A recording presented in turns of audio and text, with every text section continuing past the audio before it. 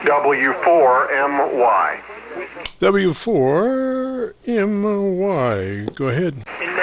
Good afternoon, Jim. Name is Marty, Mike Alpha Romeo Tango Yankee. You are 5'9" plus 20 here in eastern North Carolina. Very nice signal. Roger, sir. And Marty, what radio are you running, sir? I'm running a Kenwood TS-890 Sierra. I have had it about a week. What do you think about it? I love it. I love it. I hooked up the mic and my my 2-channel noise gate and the the RE20 electro voice mic, and so I watch your vlogs and am a great follower, but very rarely am I able to visit you on Friday afternoon, so I'm taking this opportunity to do so.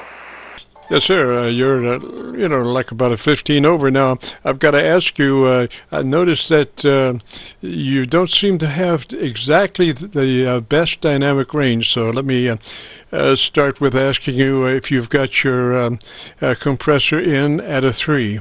Yes, the processor is in. It's actually got an adjustment for input and output.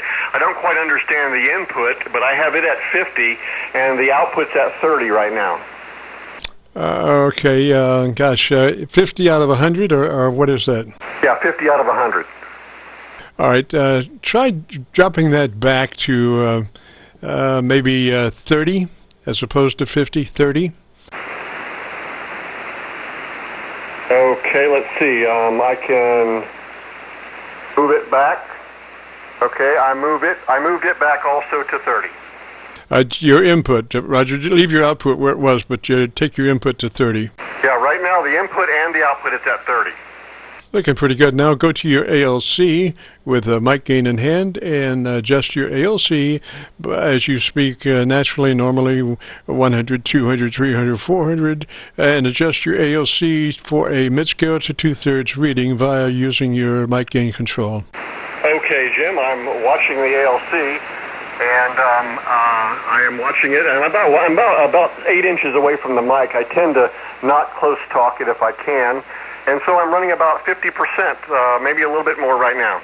Roger. Yeah, you're looking need to be up there around between mid-scale to 2/3. You're 70, 66, 70%, somewhere in there. Okay, I turned the mic gain up a little bit, and I'm talking a little bit closer to the mic, and I'm seeing about 60, 70% right now. How's this sound? Yes, sir. Your dynamic range now is 3 dB. Now, it's very important for you to be consistent as far as your distance to mic, because it does shift. Even though we are running a compressor, it does shift. So you need to stabilize the position to your microphone. Make note of where it was just in your last transmission, and that's exactly where you want to be. Not only does it, as you move around plus or minus proximity to microphone, does it shift the volume, but it also shifts the EQ, because as you work your mic closer, you have a thing called, mic, what is that? It's as you come closer to the microphone, you have a bass buildup, and so you want to stabilize not only your volume but your EQ. So I would say to consistently work it like you did last. Oh, thank you, Jim. Well, I appreciate that very much.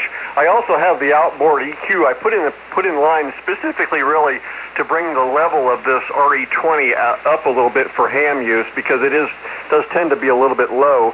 So I have it also adjusted, but I have the transmit EQ right now, since I'm not as familiar with this rig, set pretty much to the conventional, almost flat line. So anyway, well, thank you very much. I appreciate your help very much.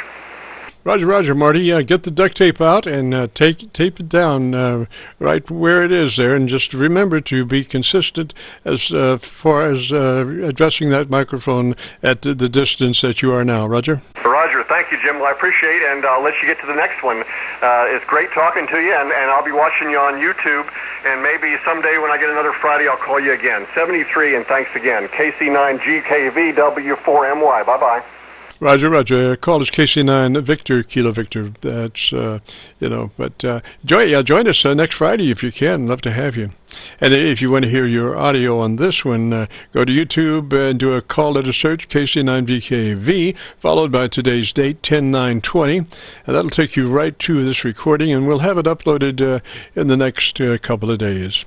So this is KC9VKV, the Friday Afternoon Qso-Vlog Network. If you have a radio you want to check out, give me a shout.